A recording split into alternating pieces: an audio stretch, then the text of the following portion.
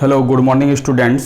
राजीव गुरुकुल में आप लोग का स्वागत है स्टूडेंट्स। आज हम लोग पढ़ेंगे ऑपरेशनल एम्पलीफायर का एप्लीकेशन। तो पहला एप्लीकेशन है आपका स्टूडेंट इन्वर्टिंग। तो उसके बारे में देखते हैं कि उसका सॉल्यूशन क्या होगा, उसका सर्किट डायग्राम क्या होगा, उसका आउटपुट एक्सप्रेशन क्या होगा, उसका इनपुट और आउटपुट वोल्टेज डायग्राम क्या होगा। अब देखिए स्टूडेंट्स, ये आपका क्या है, इन्वर्टिंग एम्पलीफायर है। तो इन्वर्टिंग एम्पलीफायर में हम लोग सर्किट डायग्राम को कैसे ड्रॉ करेंगे। तो ये आपका क्या है, इनपुट है आपका स्टूडेंट। यहाँ पर एक रेजिस्टेंस लगा रहे हैं R1, एक आपका यहाँ पर फीडबैक रेजिस्टेंस है RF है, और ये आपका क्या आउटपुट है। इस टर्मिनल को हम लोग 2 टर्मिनल बोलेंगे, इसको 3 बोलेंगे, इसको 6 बोलेंगे, इसको 7 बोलेंगे, इसको 4 बोलेंगे। 7 किससे कनेक्टेड है स्टूडेंट, पॉजिटिव VCC से कनेक्टेड है। 4 किससे, नेगेटिव VCC से कनेक्टेड है। ठीक है।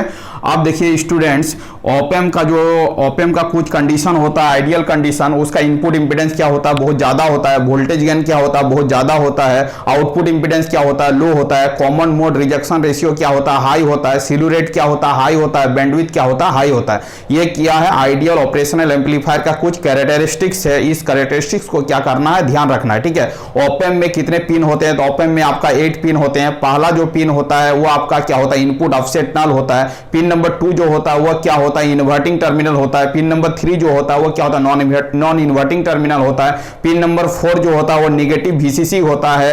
उसके बाद पिन नंबर 5 जो होता है आउटपुट ऑफसेट नल होता है। पिन नंबर 6 जो होता है वो क्या होता है, आउटपुट होता है। पिन नंबर 7 जो होता है वो आउटपुट ऑफसेट नल होता है। सॉरी, पिन नंबर 7 जो होता है पॉजिटिव VCC सप्लाई होता है, और 8 का नो कनेक्शन होता है स्टूडेंट। तो ये 8 पिन के बारे में आपको क्या करना, जानकारी रखना है। अब देखिए इन्वर्टिंग एम्पलीफायर का आपका सर्किट डायग्राम क्या होगा। तो ये आपका क्या है, इन्वर्टिंग ऑपरेशनल एम्पलीफायर का क्या है, सर्किट डायग्राम है। इन्वर्टिंग एम्पलीफायर उस तरह के एम्पलीफायर को बोलेंगे जिसमें हम लोग इनपुट देंगे नेगेटिव टर्मिनल में और पॉजिटिव टर्मिनल को क्या करेंगे, ग्राउंड करेंगे। उसको क्या बोलेंगे स्टूडेंट, इन्वर्टिंग एम्पलीफायर। क्या बोलेंगे, इन्वर्टिंग एम्पलीफायर। अब बेसिकली है एम्पलीफायर बेसिकली उस तरह के डिवाइस को बोलते हैं जो किसी भी सिग्नल का क्या करे, स्ट्रेंथ को बढ़ा दे। उसको क्या बोलेंगे, एम्पलीफायर बोलेंगे। अब देखिए इन्वर्टिंग एम्पलीफायर का सर्किट डायग्राम आपका हो गया स्टूडेंट। अब आपसे इनपुट, आप इनपुट टर्मिनल में आप इस तरह इनपुट दे रहे हो, तो आपका आउटपुट कैसे मिलेगा इस तरह, उसको हम लोग देखते हैं।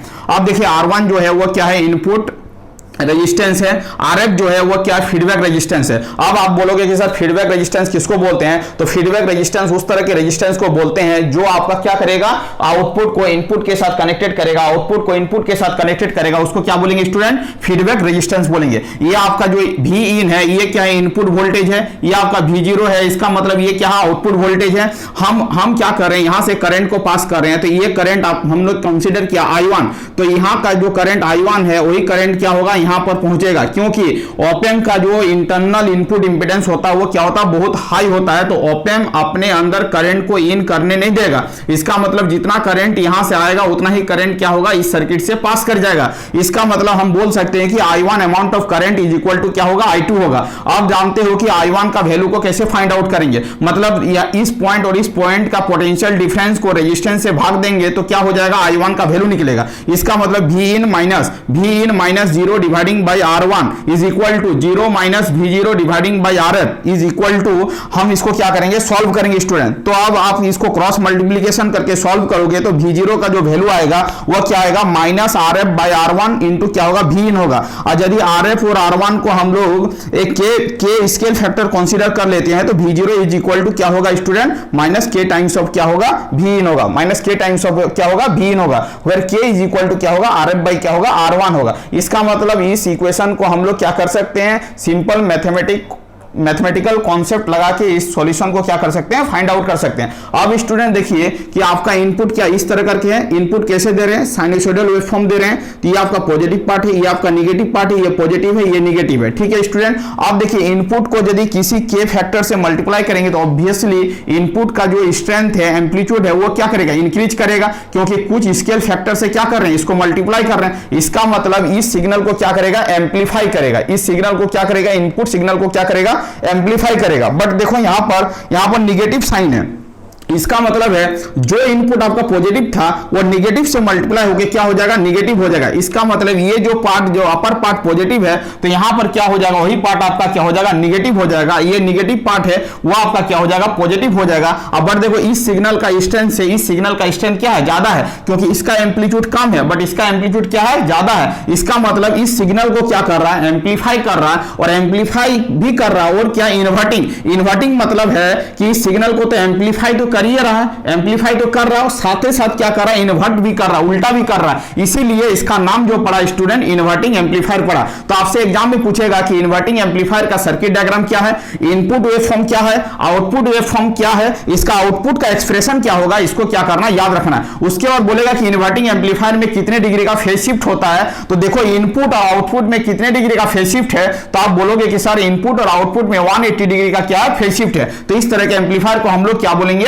इन्वर्टिंग एम्पलीफायर बोलेंगे। अब आपका दूसरा पॉइंट आता है नॉन इन्वर्टिंग एम्पलीफायर। तो नॉन इन्वर्टिंग एम्पलीफायर उस तरह के एम्पलीफायर को बोलेंगे जिसमें हम लोग क्या करेंगे, पॉजिटिव टर्मिनल में क्या देंगे, इनपुट देंगे, और नेगेटिव टर्मिनल को क्या करेंगे, ग्राउंड करेंगे। उसको क्या बोलेंगे, नॉन इन्वर्टिंग एम्पलीफायर बोलेंगे। अब देखो वही कंडीशन को अगेन हम लोग क्या करते हैं, रिपीटेशन करते हैं, क्योंकि ऑप एम्प का इंटरनल रेजिस्टेंस क्या होता है, बहुत ज्यादा होता है, जिसके कारण यहां पर करंट पास नहीं करेगा। तो यहां का जितना करंट I1 होगा वही करंट क्या होगा, I2 होगा। वी नो दैट, हम जानते हैं कि I1 इज इक्वल टू क्या होगा, I2 होगा।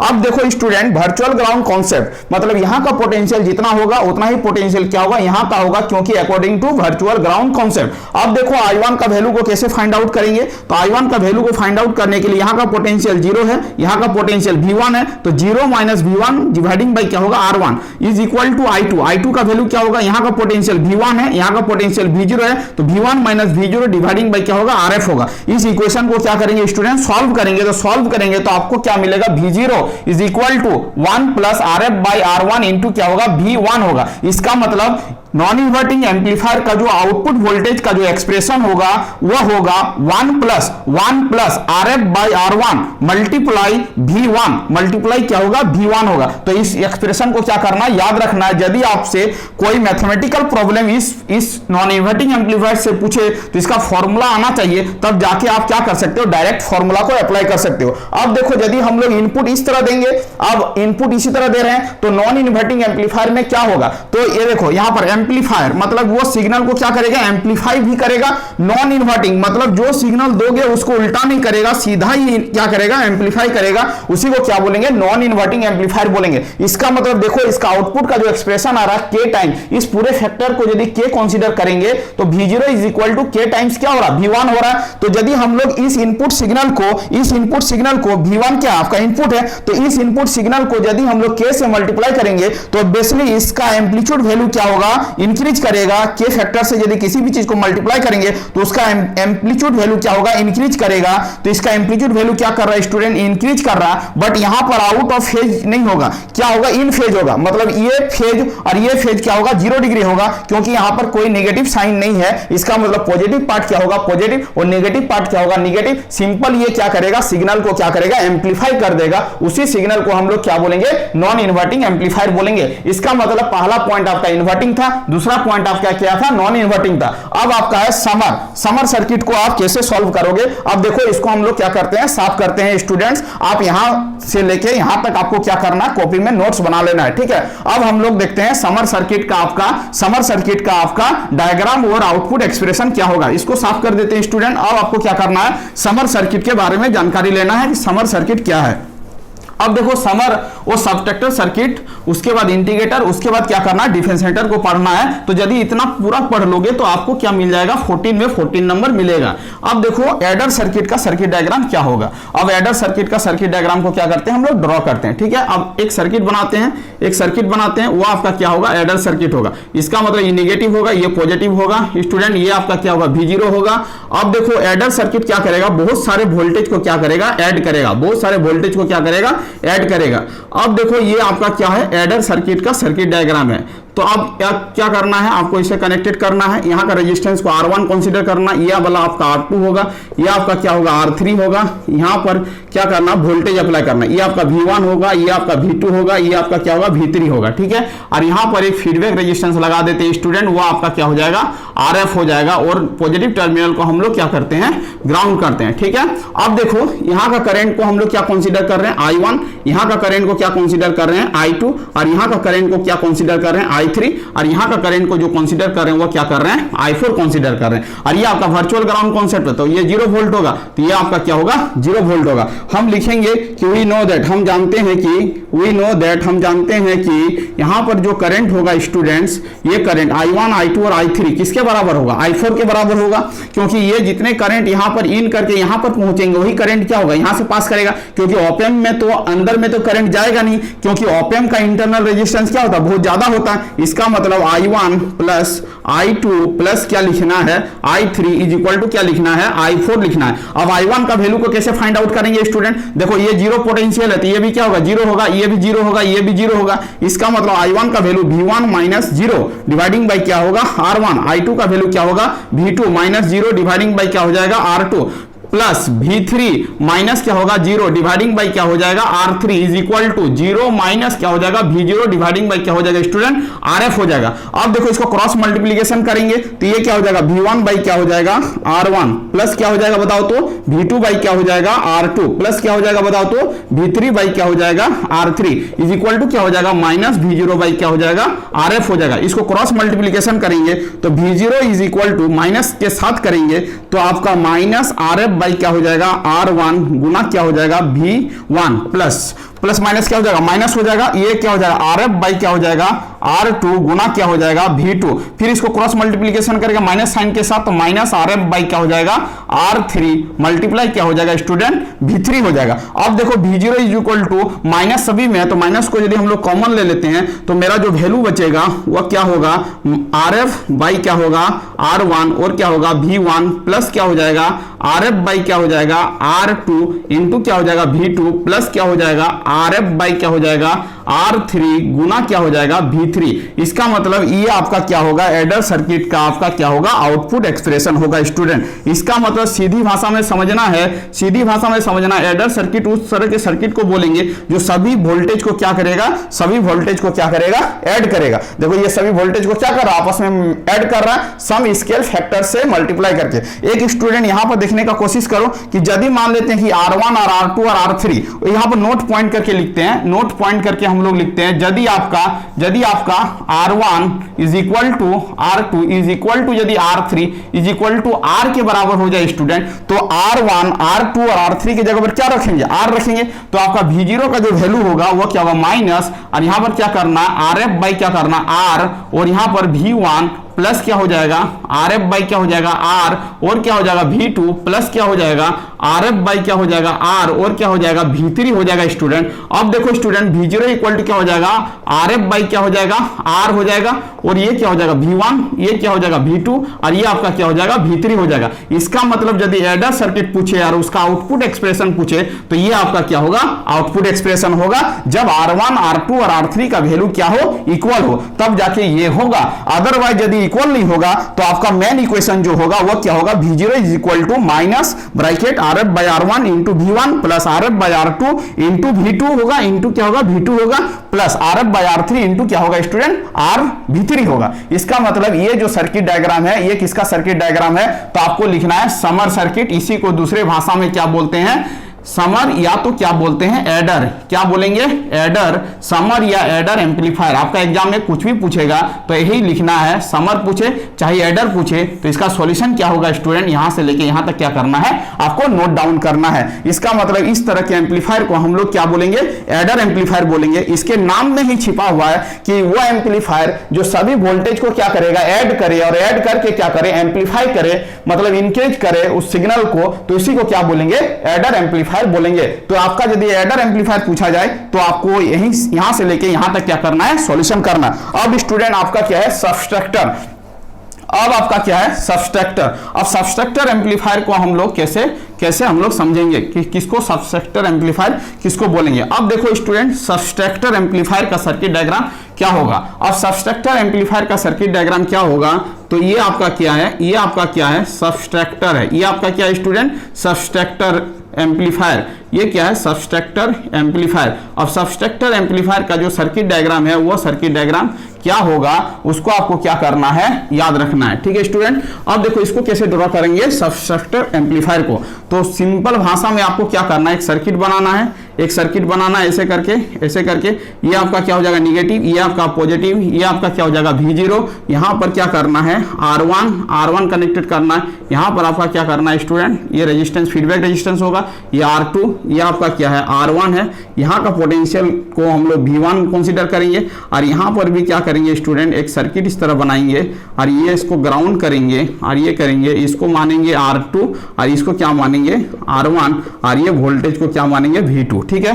अब देखो स्टूडेंट, अब देखो, अब ये आपका जो है, ये आपका सबस्ट्रक्टर एम्पलीफायर है। सबस्ट्रक्टर एम्पलीफायर है, तो यहाँ का पोटेंशियल अब फाइंड आउट करना होगा, क्योंकि हम जीरो नहीं बोल सकते हैं, क्योंकि ये जीरो है, बट ये तो R2 से कनेक्टेड है, तो ये वाला जीरो नहीं हो सकता। अब देखो इसको हम लोग मान ले रहे हैं Vx। क्या मान ले रहे हैं, Vx। और Vx कैसे फाइंड आउट करेंगे स्टूडेंट, तो हम लोग क्या करेंगे, वोल्टेज डिवाइडर रूल लगाएंगे। कहां पर, यहां पर। तो यहां पर इनपुट क्या V2 है, अब वोल्टेज डिवाइडर रूल लगाएंगे तो Vx मतलब इसके अक्रॉस जो ड्रॉप होगा वही आपका क्या होगा, Vx होगा। तो हमको क्या करना है, R2 डिवाइडिंग बाय क्या करना है, R1 प्लस लिखना है R2 मल्टीप्लाई क्या लिखना है स्टूडेंट, V2 लिखना है। ठीक है। ये आपका क्या हो जाएगा, Vx का क्या हो जाएगा, वैल्यू हो जाएगा। ठीक है। ये किसका वैल्यू हो जाएगा, Vx का वैल्यू हो जाएगा। इस Vx, और ये यदि Vx होगा स्टूडेंट, तो ये भी क्या होगा आपका Vx होगा। ठीक है।